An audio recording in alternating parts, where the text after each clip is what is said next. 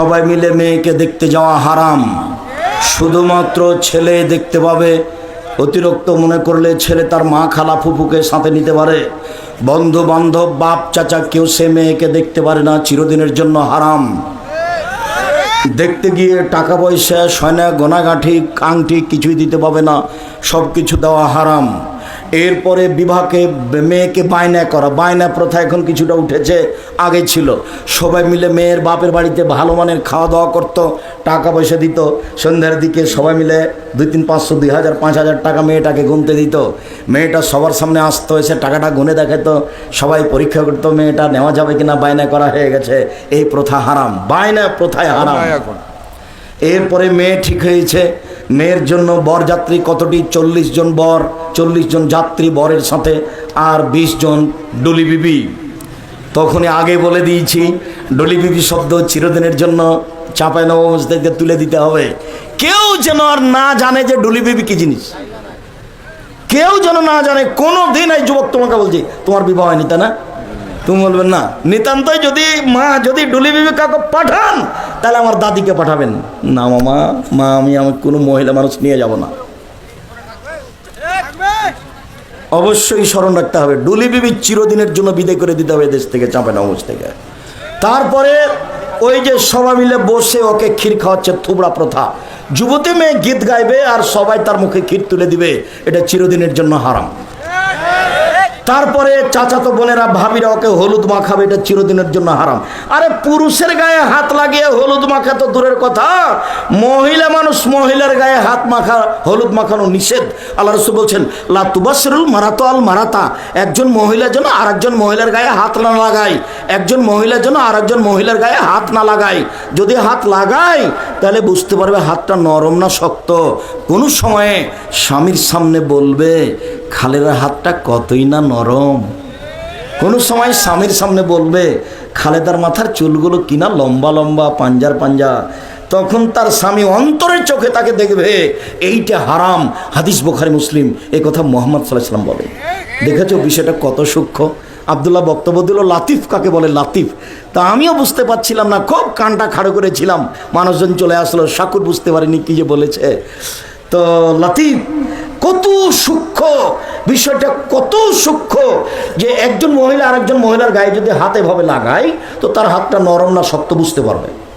তো কোনো সময় যদি স্বামীর সাথে গল্প করে যে তার হাতটা খুব নরম, তো গল্পটা যে করলো তখন ওর স্বামী ওই মহিলাটাকে অন্তরের চোখে দেখতে পাবে, এইটা হারাম। দেখেছেন ঘটনার কত দূর।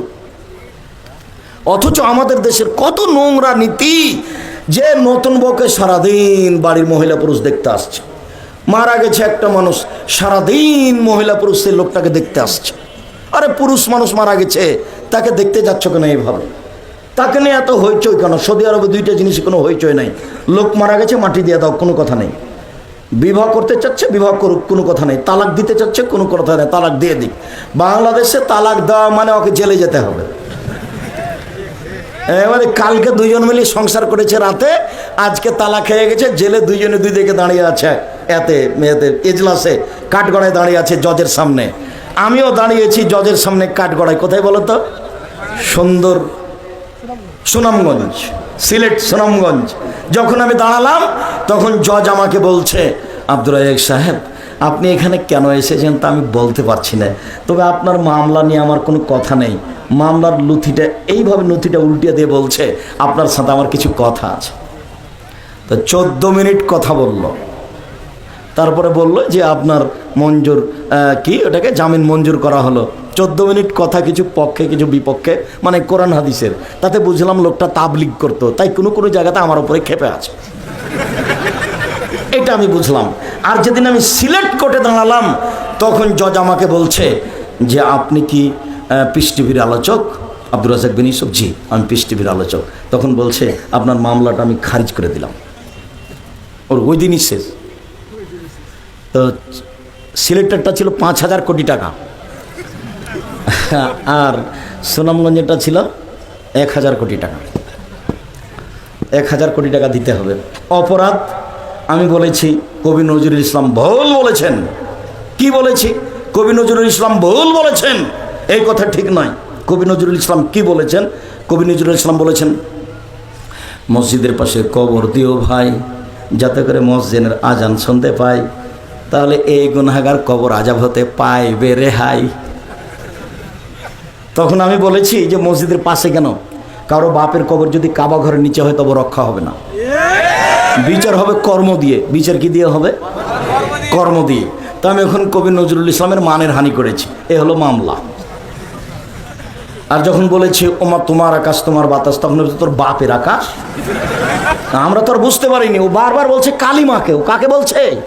কালিমাকে। ও কালিমা তোমার আকাশ তোমার বাতাস, এভাবে ও বলছে। তো কালিমার কি আকাশ বাতাস? আল্লাহর। তো এই কথাটা বলাতে কবি নজরুল ঠাকুরের অপমান করা হয়েছে, এ হলো মামলা। আল্লাহ রহম করো। সম্মানিত দিনী ভাই বোন, এদেশের বিবাহের সব কাজ না যায়, যত কাজ আছে মাঝে খরচ থেকে নিয়ে, যেখানে বসে আছে সেখানে পান নিয়ে যেতে হবে এটা নিয়ে, বিবাহ ঘেরতে হবে এটা নিয়ে, প্রতারণা দিয়ে এক গ্লাসে আছে শরবত আর এক গ্লাসে আছে লবণ পানি, বোঝা যায় না, এগুলো প্রতারণা। বিবাহ ঘেরা থেকে নিয়ে, বিবাহ পড়ানো থেকে নিয়ে, মেয়ের কাছে বিবাহ পড়ানো হারাম, মেয়ের কাছে বিবাহ পড়ানো যাবে না। অমুক নেবা সে অমুক, এত নগদ এত বাকিতে তোমাকে বিবাহ করতে এসেছে, তুমি তাকে স্বামী সত্ত্বে কবুল করো। তখনও বলছে কবুল করলাম। তো এই দেশে যা প্রথা আছে, গায়ে বাঁধাতে তার চেয়ে বেশি খারাপ আছে। গায়ে বাঁধাতে গিয়ে 15-16 জন যায় মেয়েটার ওখানে, ওখানে গিয়ে এভাবে বলে। তারপর বলা শেষ হলে যেখানে বর বসে আছে এখানে আসে, এসে সবাই দাঁড়িয়ে থাকে। তখন বরের সাথে লোকগুলো বলে আপনারা কে? তখন ওরা বলে আমরা এ বিবাহের উকিল। মেয়ে কবুল করেছে? জি করেছে। আপনারা শুনেছেন? জি শুনেছি। তাহলে আপনারা বসেন। তখন বসে, তার আগে বসতে পাবে না, মনে হচ্ছে পাগলামি কারবার। হিন্দুদের বিবাহ লেগেছে কলার গাছের চতুর্দিকে ঘুরে, ধর্ম পাগল হয়ে গেছে, ধর্ম রাজশাহী চাঁপাইনবাবগঞ্জের